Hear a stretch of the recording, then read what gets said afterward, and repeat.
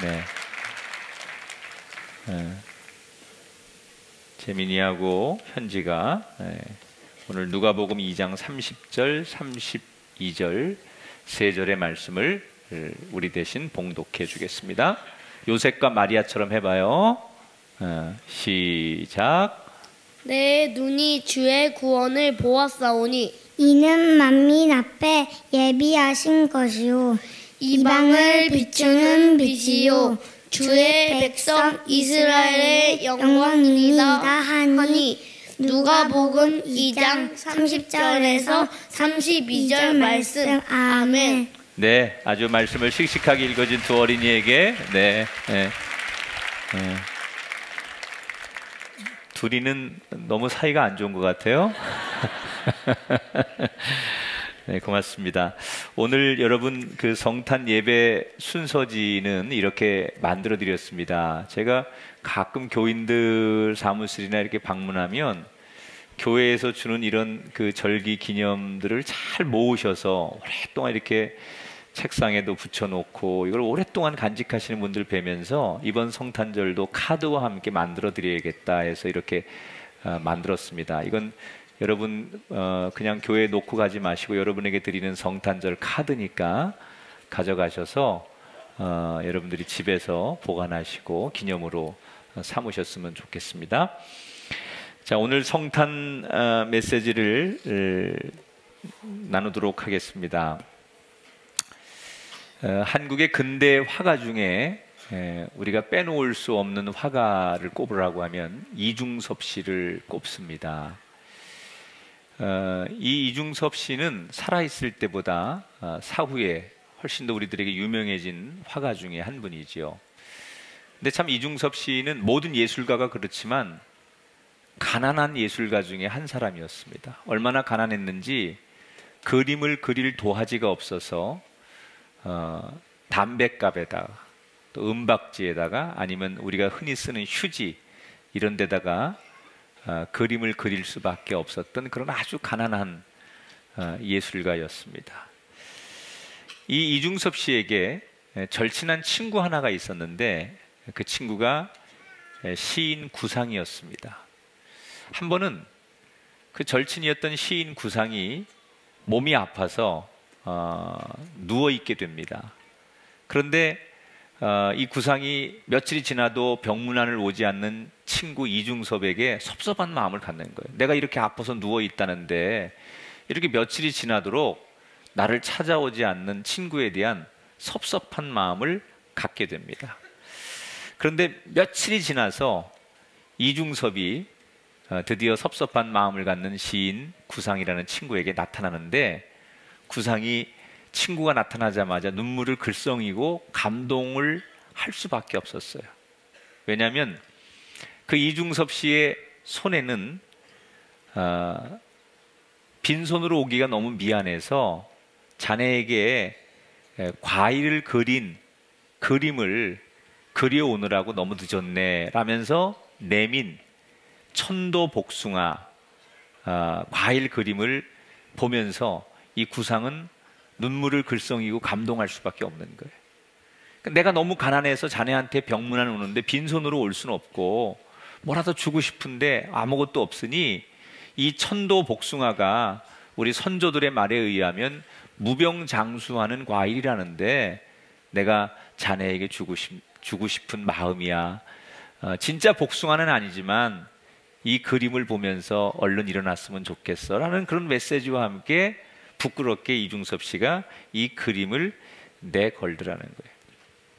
훗날 시인 구상이 누군가에게 이런 얘기를 했다고 그래요. 내가 일평생을 살면서 많은 사람에게 선물을 받았는데 그 중에 가장 감동스럽고 가장 의미 있고 나에게 소중한 선물 하나를 꼽으라고 하면 그때 친구 이중섭이 주었던 그 천도복숭아 작은 그림이 내게는 가장 잊을 수 없는 소중한 선물이었다라는 고백을 했다고 해요. 여러분, 성탄절 하면 떠오르는 것이 선물을 주고받는 것입니다. 아마 여러분들 많은 분들에게 선물을 주고받았을 거예요. 큰 선물이 아니어도 요즘은 다 이 그 휴대폰으로 뭐 이 카톡이나 문자로 성탄 카드를 대신 보내는 거, 다 우리가 선물을 주고받는 거죠. 저도 많은 분들로부터 성탄 카드를 받았습니다. 아주 유명한 분들도 저한테 성탄 카드를 많이 보내주셨고, 그런데 제가 참 이번에 성탄 카드를 받은 것 중에 감동스러운 성탄 카드 하나가 있었습니다. 사실은 저한테는 대통령이 보낸 카드도 있었고, 또 이름만 되면 너무 잘 아는 유명한 분들의 카드가 저한테 와 있지만, 저는 이분의 카드가 올 제가 받은 카드 중에 가장 감동스러운 소중한 카드예요. 우리 교인 중에 중국의 하얼빈에서 머나먼 이 한국 땅에 와서 정착하며 사는 모녀가 있어요. 근데 이분들이 우리 교회 등록해서 다니시는데, 이분들의 사연은 이렇습니다. 중국은 공산국가이기 때문에 정부에서 인정하는 삼자교회라고 그 교회만 나가야 돼요. 그래서 공산당들이 늘 감시를 하지요. 지정한 교회 이외에는 나가면 안 돼요. 그런데 지정한 교회를 다 나갈 수 없고 신앙을 자유롭게 하고 싶으니까 사람들이 그 정부의 눈을 피해서 소위 가정교회, 지하교회 이렇게 모여서 신앙생활하는 사람들이 굉장히 많습니다. 지금 전문가들의 얘기에는 중국에는 이미 1억 명 이상의 기독교인이 있다. 중국의 공산당 당원이 한 8천만 명 정도 됩니다. 그런데 기독교가 1억 명을 넘었다고 하니 공산당의 입장에서는 굉장히 위협을 느끼는 거예요. 지금 그래서 여러 가지 선교사들이라든지 그 중국 내에 있는 기독교인들에 대한 말살 정책들이 보이지 않게 굉장히 요즘 많이 일어나고 있는데, 이분들은 삼자교회가 아니라 가정교회. 근데 이 가정교회가 훨씬 크고 많이 모인대요. 정부의 눈을 피해서 몰래 모이는 그런 가정교회 신앙생활을 하는데, 그 하얼빈에서 가정교회다 보니까 제대로 된 목사님이 없어요. 말씀을 전해줄 목사님이 없으니까 이분들이 한국에서 유명한 교회의 목사님들 설교를 카피해다가 그 설교를 동영상을 또는 음성 파일을 나눠서 보고 들으면서 말씀의 은혜를 받는데요. 그런데 이분들이 중국에서 우리 교회 예배 실황을 제일 많이 보셨대요. 그리고 그 가정교회 교인들이 제일 인기 있는 그 교회 예배와 예배 실황과 말씀이 우리 교회 저의 설교랍니다. 그래서 자기들은 중국에서 그 가정교회 사람들한테는 김학중 목사님을 너무 많은 사람들이 안다는 거예요. 근데 자기들이 한국을 가야 되겠다. 그런데 한국은 그 넓은 데 중에 어디를 갈까? 내가 말씀 은혜 받고 예수님 만나게 해준 꿈의 교회 김학중 목사님 설교하는 그곳으로 가자. 그래서 그 이유 하나 때문에 안산에 오셔서 안산에 정착하면서 정말 우리 교회 등록을 하신 거예요. 그리고 너무 어렵게 두 모녀가 안산에서 정착해서 사시면서, 어머니는 박인순 씨라는 분이고 그 따님이 손혜월이라고 하는 자매인데, 그 따님이 그런 사연과 함께 이 꿈의 교회에 와서 목사님의 말씀을 듣고 은혜 받는 것에서 너무 감사하고 또 감격스러워서 이 카드를 목사님에게 꼭 전해달라고 저한테 카드를 보내오셨더라고요. 제가 그 카드를 부둥켜 안고 얼마나 울었는지 몰라요. 하나님이 내게 2014년 성탄 선물 가운데 가장 큰 선물을 주셨구나. 이렇게 보잘것없는 사람이 입술을 통하여 전파되는 말씀이 누군가 어떤 가정과 보이지 않는 곳에, 그 중국 땅의 수많은 가정교회 성도들이 이 말씀을 듣고 은혜를 받고 예수님에 대한 소망을 가지고 있다고 하니 얼마나 부끄럽기도 하고 얼마나 귀한 그 말씀이 나에게 은혜가 되고 용기가 되는지, 하나님 저에게 가장 큰 선물을 주셨습니다. 여러분들 오늘 성탄절 선물을 주고 받으셨는데, 여러분이 받은 선물 가운데 최고의 선물은 뭡니까? 바로 하나님이 인간이 되어서 이 땅에 나에게 오신 성탄절, 이 날이 우리가 받은 최고의 선물인 줄 믿습니다. 여러분, 누군가에게 값비싼 선물을 혹시 못 받았다고 속상해하지 마십시오. 이미 이 자리에 앉아있는 여러분 모두는 이 세상에서 가장 귀한 선물을 받으신 분이에요. 속상해하지 마시고 누구와 비교해서 우울해하지 마십시오. 여러분은 이미 최고의 선물을 받은 분인 줄 믿습니다. 자, 오늘 누가복음 2장에 나오는 이 말씀은 여러 인물들이 등장하는데, 이 인물들은 어떤 사람들이냐면요, 예수님이 이 땅에 탄생한 것을 축하하기 위해서 등장하는 인물들이에요. 자, 예수님이 탄생을 축하해 준 사람들이 성경에 많이 나오죠. 우리가 제일 먼저 예수님의 부모인 요셉과 마리아가 예수님 탄생을 제일 먼저 알았어요. 그리고 목자들이 알았다고 그랬어요. 그리고 그 당시에 과학자들이었던 동방박사들이 별을 연구하다가 예수님의 나심을 알고 찾아와서 경배를 하죠. 이렇게 예수님을 맞이하고 예수님의 탄생을 축하하는 사람들이 많이 나오는데, 그 중에 오늘 시므온이라고 하는 사람하고 안나라고 하는 두 사람이 등장을 합니다. 자, 우리가 그동안 봤던 동방박사나 요셉과 마리아나 목자들, 이거 말고 시므온과 안나를 우리가 주목해 봐야 될 이유가 있습니다. 우선 시므온이라는 사람은 어떤 사람이냐? 오늘 25절에 보니까 이렇게 소개합니다. 예루살렘 시므온이라는 사람이 있으니 이 사람은 의롭고 경건하여 이스라엘의 위로를 기다리는 자라, 성령이 그 위에 계시더라. 이 사람 어떤 사람이라고요? 의로운 사람이고 경건한 사람이고 성령이 늘 충만했던 사람이었대요. 그리고 이 사람에게는 늘 소망이 있었어요. 무슨 소망? 구약 성경에 많은 선지자들이 예언한 메시아 예수 그리스도가 이 땅에 오실 것이라는 것을 믿는 소망. 여러분, 인생이 제일 불행할 때는 언제인 줄 아십니까? 소망이 없을 때예요. 더 이상 내일에 대한 소망이 없고 미래에 대한 소망이 없는 인생이 제일 불행한 인생이에요. 여러분, 아직도 여러분 마음속에 소망이 있다면 여러분 행복한 분입니다. 혹시 소망을 잃었다면 오늘 성탄절 아침에 여러분의 마음에 다시 불붙듯 소망이 생기게 되기를 주님의 이름으로 축원합니다. 이 시므온이라는 선지자가 예수님이 이 땅에 오실 것을 믿었다는 거예요.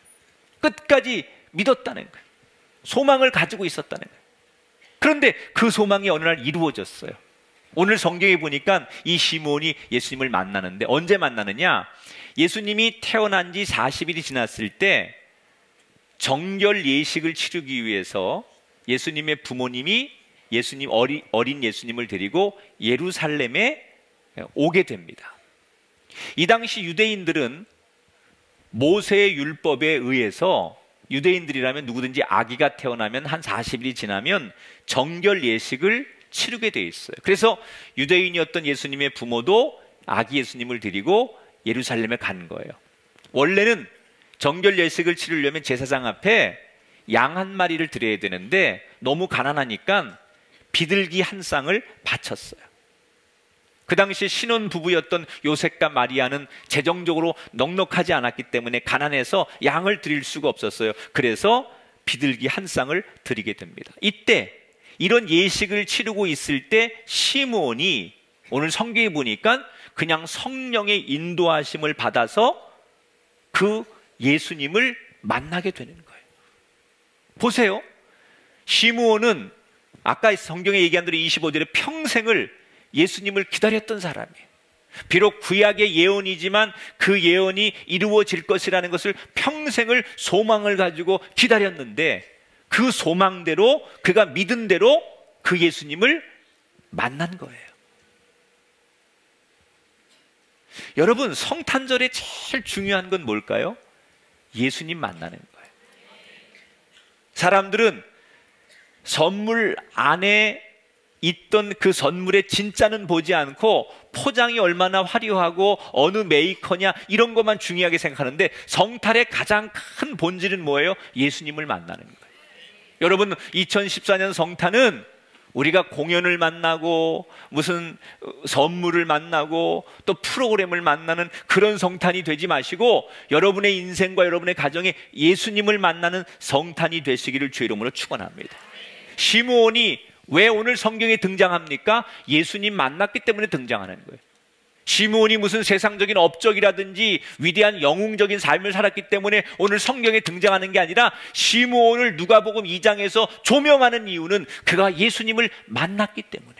여러분 인생이 다시 하나님 앞에 조명되길 원하시고 여러분의 가정과 삶이 세상에 드러나길 원하십니까? 그건 다른 거 없습니다. 돈을 많이 가져서가 아니라, 영예를 가져서가 아니라 내가 예수님을 만나는 인생은 분명히 세상에 드러날 수 있다는 사실을 기억하시기 바랍니다. 그런데 이 시므온이 그렇게 소망을 가지면서 포기하지 않을 수 있었던 이유는 뭐예요? 그가 성령과 동행하고 늘 기도하는 사람이었다는 거예요. 25절에 보니까 늘 성령이 그 위에 계셨다는 거예요. 그리고 26절에 보니까 성령의 감동으로 성전에 들어갔다는 거예요. 여러분, 우리는 하나님 만날 준비가 되어 있는 사람인가를 생각해 봐야 돼요. 왜 나한테는 안 오시죠? 왜 우리 가정엔 주님 안 찾아오십니까? 왜 내 기도에는 응답 안 하십니까? 왜 우리의 소원에는 주님께서 축복하지 않으십니까? 우리가 이렇게 주님께 물을 수 있어요. 근데 시므온을 보면 시므온은 예수님 만날 준비가 되어 있는 사람이에요. 하나님의 은총을 받을 준비가 되어 있는 사람. 여러분이 이 성탄절 정말 중요한 예수님 만나기 위해서 우리의 신앙과 우리의 믿음과 우리의 삶이 주님을 만날 수 있는 준비된 자가 될 수 있기를 주님의 이름으로 축원합니다. 사실 이 시므온이 예수님을 만날 이때는 환경적으로, 상황적으로 참 어려운 때예요. 26절에 보니까 시므온에게 이런 성령의 지시가 있었어요. 그가 주의 그리스도를 보기 전에는 죽지 아니하리라 하는 성령의 지시를 받았다. 네가 죽기 전에 반드시 예수님을 만날 것이다 라는 성령의 음성을, 감동을 시므온은 이미 받았다는 거예요. 그런데 지금 이 시므온이 예수님을 만날 때 정치적 상황이나 사회적 상황은 굉장히 힘들 때예요. 우선 이 당시엔 유대인들이 로마의 지배를 받고 있었잖아요. 그래서 로마 황제의 명령에 유대인들은 노예처럼, 동물처럼 그렇게 살던 때예요. 여러분, 예수님의 부모님이 요셉과 마리아가 왜 마구간에서 예수님을 태어나게 하는 줄 아십니까? 이 당시에 로마의 황제가 유대인들에게 인구 조사를 하기 위해서 황제 이름으로 명령을 합니다. 그래서 모든 유대인들은, 객지에 나가 있는 유대인들이 자기 고향으로 돌아가서 직접 자기 손으로 호적 정리를 하라라는 황제의 명령이 떨어져요. 그래서 이 유대 사람들이 로마 권력의 지시에 따라서 자기의 본적지로 가서 내가 여기 사람입니다라는 것을 직접 확인하는 시기였어요. 그래서 이 예수님의 부모도 로마의 명령을 따라서 호적을 정리하기 위해 귀경길에 올랐다가 그 귀경길에서 마리아가 갑자기 아기를 낳는 거예요. 그래서 집이 아닌 이 귀경 여행길에 할 수 없이 마구간에서 예수님이 태어나는 거예요. 그러니까 지금 정치적으로, 사회적으로, 경제적으로 가장 어려울 때예요. 여러분, 시므온이 기다린 메시아는 누구예요? 구약의 메시아는 이 땅을 구원하실 분이라고 그랬어요. 이 땅의 모든 억압당하고 가난하고 억눌린 자에게 해방을 주러 오실 분이 메시아라고 시므온은 들었어요. 그런데 막상 예수님을 만나보니까 예수님이 어떤 분이에요? 이제 태어나서 몇십일 된 갓난 애기예요. 눈으로 볼 땐 볼품없는 애기 아닙니까? 겨우 먹고 싸고 울고 자고 이게 전부인 애기. 눈에 보이는 상황은 자기가 기다린 메시아하고 동떨어질 수밖에 없는 연약한 애기예요. 그리고 그 예수님의 부모님은 양 한 마리 드릴 수 없을 형편이어서 비둘기 한 쌍을 바칠 수밖에 없는 너무나 가난한 사람들이에요. 아니, 이 땅을 구원하고 이스라엘의 왕이 될 그런 메시아가 이렇게 초라하고 이렇게 볼품없고 이렇게 연약한 상황이라는 거에 시므온은 낙심할 수밖에 없을 수도 있었어요. 그러나 이 시므온은 상황에 쓸려가지 않고 눈에 보이는 조건으로 예수님을 보지 않고 그 이면에 숨겨진 가치를 볼 줄 아는 사람이었어요. 여러분, 성탄은 뭐예요? 예수님이 이 땅에 오셨는데 그 예수님이 이 땅에 오신 우리의 환경, 지금 경기가 얼마나 좋으냐, 지금 내 상황이 얼마나 좋으냐에 따라서 오늘도 내가 성탄 예배를 기쁘게 감사하게 드리냐, 이게 성탄이 아니라 진짜 성탄은 우리의 상황과 우리의 환경을 뛰어넘는 믿음을 갖는 사람이 진짜 성탄의 주인공이라는 거예요. 많은 분들이 내가 지금 믿음 생활을 하기에 너무나 심적으로 어렵습니다, 가정적으로 힘듭니다, 경제적으로 어렵습니다, 육체적으로 고통스럽습니다, 그래서 지금은 내가 믿음 생활할 그런 정신이 없고 내가 봉사하고 또는 예배할 수 있는 그런 마음이 없습니다. 그게 여러분 신앙이 아니라는 거예요. 진짜 신앙은 환경에 연연하는 게 아니에요.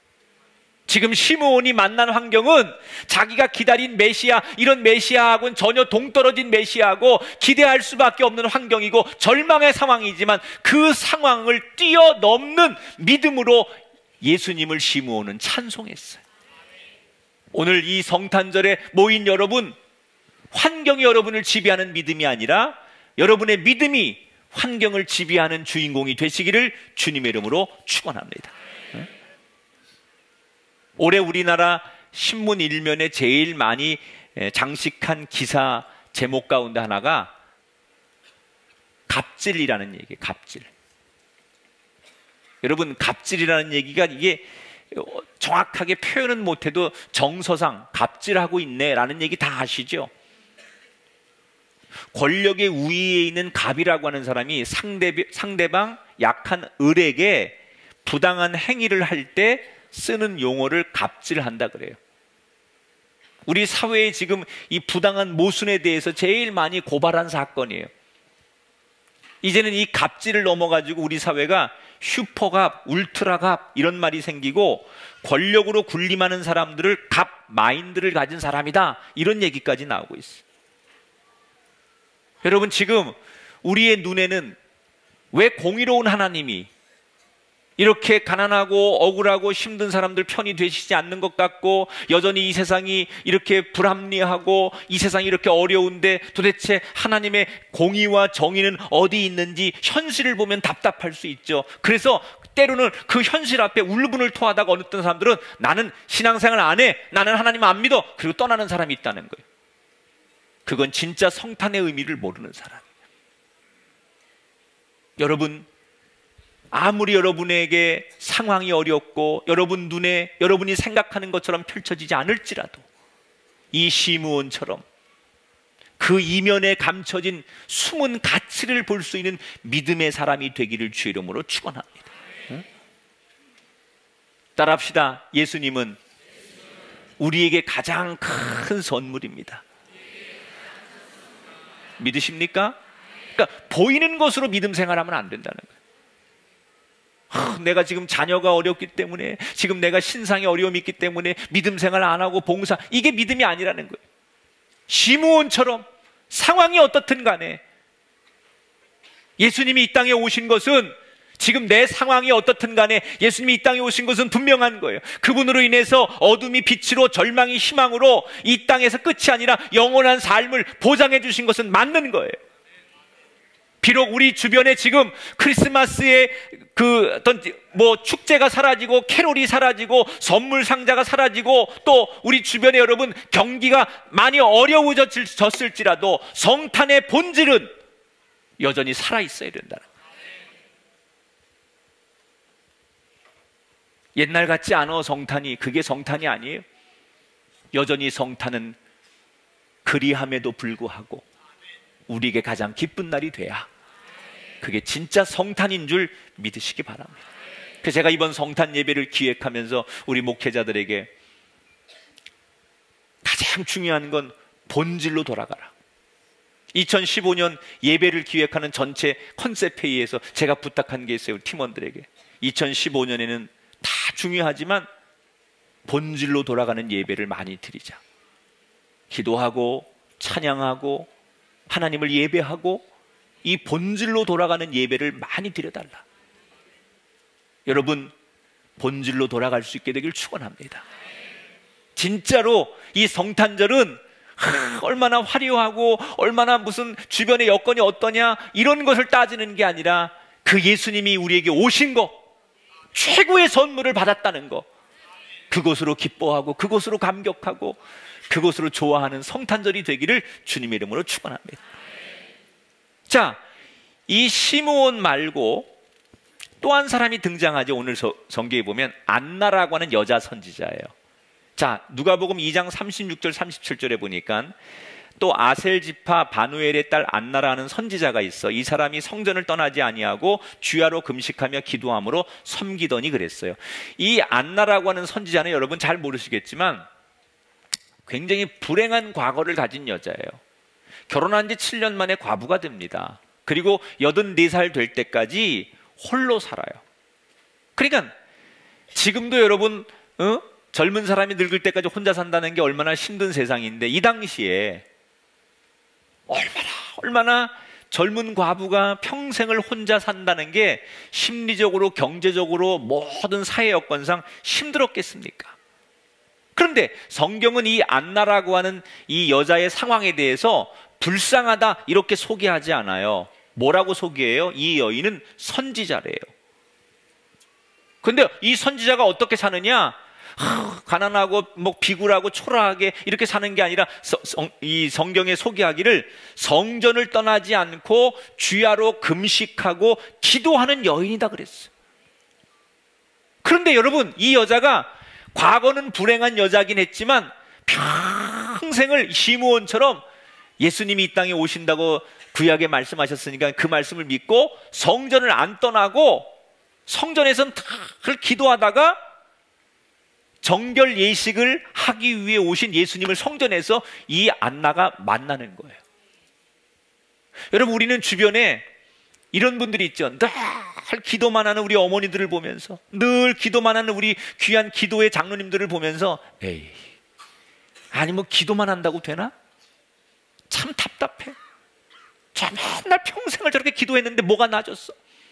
이러고 우리는 때로는 현실적이지 못하고 답답하고 앞뒤가 막힌 그저 자기의 믿음으로만 사는 사람이라고 치부하고 기도의 사람들을 매도할 때가 있어요. 그게 아니라는 거예요. 끝에 가보면 기도하는 사람이 이기고 성전을 지키는 사람이 이기고 최후의 승리자는 이 안나처럼 답답하다고 여겨질 만큼 한평생을 과부가 되어가지고 어떻게 다시 시집갈 생각 안 하고 어떻게 노후를 잘 살 생각 안 하고 평생을 그 가난 속에서 남들의 손가락질 속에서 성전을 떠나지 않고 성전을 지켰던 그 안나, 그러나 세상에 그 어떤 화려한 사람보다도 예수님을 직접 만나는 축복을 이 안나는 경험했기 때문에 오늘 성경은 이 안나를 조명하고 있다. 여러분, 기도하는 게 답답한 게 아니에요. 평생 예수밖에 모르고 사는 게 바보가 아니에요. 똑똑한 사람들의 눈에는, 이성적인 사람들의 눈에는, 사회활동하는 젊은 사람들의 눈에는 우리 부모님들이나 우리 주변의 믿음의 선배들이 그렇게 사는 게 답답해 보이고 그게 현실적이지 못하고 지혜롭지 않은 것처럼 보일지 몰라도 그렇게 사는 게 믿음의 본질이고 그렇게 사는 게 하나님의 뜻이고 그렇게 사는 자가 이긴다는 것을 성경은 가르치는 거예요. 아무리 똑똑하고 아무리 계산 빠르고 아무리 사회생활 잘해도 한평생 성전에서 지낸 안나를 이길 수 없어요. 여러분, 안나보다 시몬보다 똑똑하고 잘난 사람이 이 당시에 얼마나 많았겠습니까? 그런데 아무도 성경에 그들의 이름을 소개하지 않아요. 결국 하나님이 주목하시는 사람은 미련할 만큼, 아둔할 만큼 남들이 다 손가락질하고 어떻게 네 인생을 그렇게 사냐, 어리석이 짝이 없다, 미련하다, 융통성이 없다, 이렇게 말하는 안나와 시몬의 인생을 하나님은 제일 인정하셨다는 거예요. 저는 성탄절 우리가 이 가치로 돌아가야 된다고 생각해요. 그런데 여러분, 이 두 사람을 더 우리가 존경할 수밖에 없는 이유는 예수님을 만난 사람이 목자도 있었고 동방박사도 있었고 여러 사람들이 예수님 이 땅에 태어나신 걸 알았지만 예수님이 이 땅에 태어나신 것을 다른 사람에게 전한 사람은 안나와 시몬밖에 없어요. 오늘 성경 38절에 보니까 마침 이때 나와서 하나님께 감사하고 예루살렘의 속량을 바라는 모든 사람에게 그에 대하여 말하니라 그랬어요. 예수님을 만나는 것으로 감동하고 기뻐하는 것으로 끝나는 게 아니에요. 이 안나가 위대한 것은 이렇게 가난하고 볼품없는 선지자였지만 그 예수님을 만난 기쁨과 감동을 내가 이제 평생 소원하던 예수님을 만났어, 내가 그렇게 기다리던 예수님을 만났어, 난 이제 죽어도 여한이 없어, 이렇게 자기 혼자 만족하고 살고 끝나는 게 아니라 그 기쁨과 감동을 세상 사람들에게 나누었다는 거예요. 성탄은 나눠야 성탄이에요. 성탄을 10배로 즐기는 방법이 있어요. 나누면 돼요. 지금이라도 안 늦었어요. 여러분, 문자라도 하나 보내세요. 메리 크리스마스. 예수님이 이 땅에 오셨습니다. 축하합니다.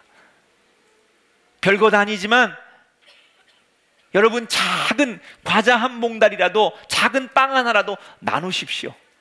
그걸 나눌 때 예수님의 이 땅에 태어나심을 같이 나누십시오. 그럼 여러분은 이 세상의 어떤 사람보다 파티로 성탄을 즐기고 무슨 공연으로 성탄을 즐기는 어떤 사람보다 100배로 이번 성탄을 즐길 수 있는 분들이에요. 이번에 우리가 드림 산타 1,004명을 이렇게 우리 주변 지역에 파송을 했죠. 여러분들 아마 다 산타 모자 쓰고 선물 가지고 우리 주변의 가난한 이웃들, 독거노인들, 장애인들, 어려운 형편들 찾아갔어요. 근데 솔직히 여러분 해보시니까 어떻던가요? 쉽던가요? 어려운 일이에요. 나눈다는 게 쉬운 게 아니에요. 말로는 가가지고 선물 주고 기쁘다 굳이 오셨는데 노래 불러주고 그럼 좋겠다, 그리고 다 계획은 그렇게 하지만 막상 여러분이 그렇게 해볼래니 얼마나 어려운 게 많아요. 세론들이 같이 모여야 되는데 안 가겠다고, 못 가겠다고, 그래서 협조 안 하니까 또 좌절하고 못 가는 분도 있고, 상처받는 분도 있고, 또 선물을 줄래니 또 이렇게 좀 모아야 되는데 그 형편이 안 돼서 못 하는 분도 있고, 얼마나 여러분들이 그런 게 말처럼 쉬운 게 아니에요. 나눈다는 게 말처럼 쉬운 게 아니에요. 그래서 나누고 나면 내가 기쁜 거예요. 어려운 거니까. 여러분, 이번 성탄을 기해서 정말로 나눌 수 있는 안나와 시몬과 같은 하나님이 인정하는 성탄의 주인공이 되시기를 바랍니다. 우리 교회도 많이 나눠야 돼요. 여러분, 제가 아직 구체적인 계획을 다 발표할 수는 없지만 이미 저는 마음속에 하나님 앞에 이렇게 기도했어요. 하나님, 이제 교회를 나눠야 됩니다. 하나님. 그래서 우리 교회도 좀 나누는 걸 어떻게 할까? 이거 어떻게 그냥 이걸 반을 뚝 잘라가지고 어떻게 여기서 나눌 수는 없잖아요. 그래서 제가 하나님 앞에 기도하길, 하나님, 우리 교회를 좀 나누겠습니다.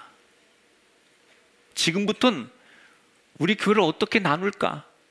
가장 여러 가지 일 중에 하나가, 저는 하나님 이렇게 기도해야죠. 하나님, 내년도에 잘 준비해서 한 2016년 정도에 안산에다가 우리 교회를 독립을 좀 하나 시켜서 독립된 교회 하나를 개척을 했으면 좋겠다.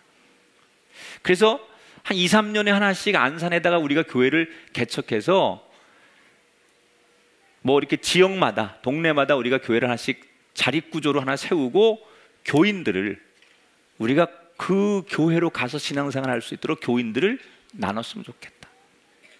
물론 이거는 아직 다 합의가 된 건 아니에요. 그러나 저는 담임 목사로서 이제는 교회가 나눠야 된다. 우리 교회가 더 커지고 이런 것도 중요하지만 이 교회를 이렇게 우리 목회자들을 파송하고 거기에 교인들을 100명이든 200명이든 300명이든 나누어서 거기서 신앙생활 할 수 있도록 그렇게 만들어야 되겠다.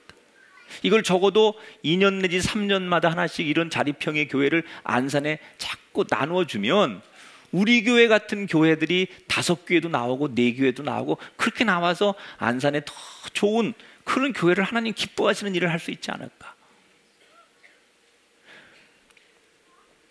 여러분 가라앉을까 봐 겁나죠. 어떻게 해야 될지는 저도 하나님 앞에 지금 고민하고 있어요. 하나님 누굴 보내죠? 다 안 간다 그러면 어떡하죠? 그리고 또 다 가겠다 그러면 어떡하죠? 걱정이 한두 가지가 아니지만 저는 이미 그런 기도를 해야 하나님, 하나님 이 교회에게 부어주신 축복이 많은데 이제는 욕심내지 않고 나누는 교회가 되길 원합니다. 그게 진짜로 예수님이 이 땅에 오신 목적 아니겠어요? 여러분 그 일을 위해 기도해 주시기 바랍니다.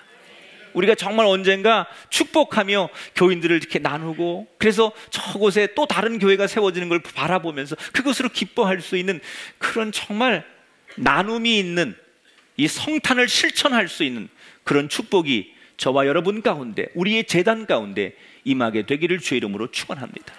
여러분 시므온과 안나처럼 세상적으로는 잘 볼품 없지만 성경이 하나님이 주목하는 인생, 그 인생으로 오늘 이 성탄의 아침 우리가 살아가고자 다짐하고 결단하는 귀한 분들이 되시기를 주님의 이름으로 축원합니다.